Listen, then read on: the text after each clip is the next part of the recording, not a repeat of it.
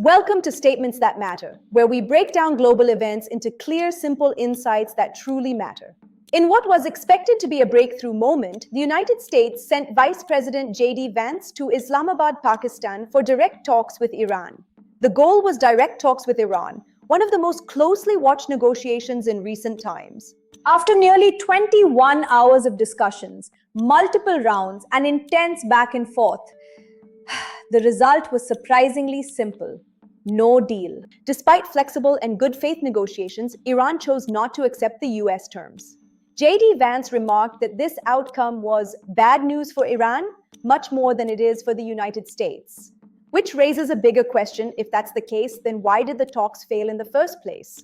At the heart of this failure lies a deep trust deficit.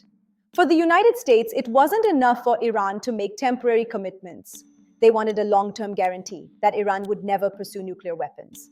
But from Iran's perspective, giving such long-term assurances without reciprocal benefits could limit their strategic flexibility. And when trust is missing on both sides, even long negotiations struggle to deliver results. Every negotiation has non-negotiable points, and in this case, the US red line was very clear. No nuclear weapons, no capability to rapidly develop one in the future. These conditions were central to the entire discussion. But when one side refuses to accept the core demand, negotiations don't just slow down, they collapse. Another major issue was the difference in priorities. The US focused primarily on security concerns. Ensuring long-term regional stability and preventing nuclear escalation were their main goals. Iran, however, likely approached the talks seeking relief from sanctions and access to frozen assets. When both sides are negotiating for completely different outcomes, finding common ground becomes extremely difficult. 21 hours of continuous negotiation sounds like a massive effort, but global diplomacy doesn't work on tight deadlines. Complex issues like nuclear policy and regional security require months, sometimes years, of negotiation.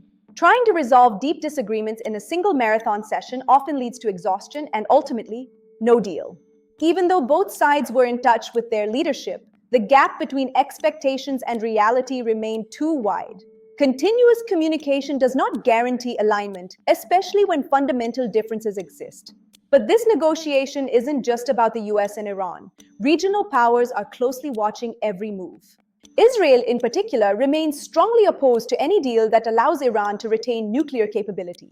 At the same time, Gulf countries like Saudi Arabia and the UAE are taking a more balanced but cautious approach. Meanwhile, countries like Qatar and Oman are quietly playing the role of mediators, trying to keep communication open. All these competing interests make reaching a deal much harder as multiple powers push different agendas. For India, this situation offers an important strategic lesson. India has always followed a policy of balanced diplomacy. Maintaining relations with both sides is crucial because India depends on energy imports and regional stability. Instead of extreme positions, India focuses on dialogue and cooperation. This approach is not just safe, it's necessary.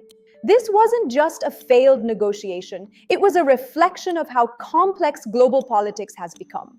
Trust is fragile, interests are competing, and every decision carries long-term consequences. In such an environment, even the most intensive efforts can fail if the fundamentals don't align. We can only hope tensions do not escalate further, because if this turns into a prolonged conflict, the impact will go far beyond the region and affect the global economy. Energy markets could become unstable, with rising oil prices directly impacting countries like India that rely heavily on imports. Global trade routes may face disruptions, increasing transportation costs and slowing down supply chains. Financial markets would likely react with uncertainty, leading to volatility, reduced investments, and slower economic growth. In today's interconnected world, no conflict remains local for long. Its effects ripple across economies, industries, and everyday lives, which is why the need for continued dialogue and diplomatic efforts becomes even more critical. If you found this video useful, don't forget to like, share, and subscribe to Statements That Matter for more such insights. Let me know your thoughts in the comments below. See you in the next video.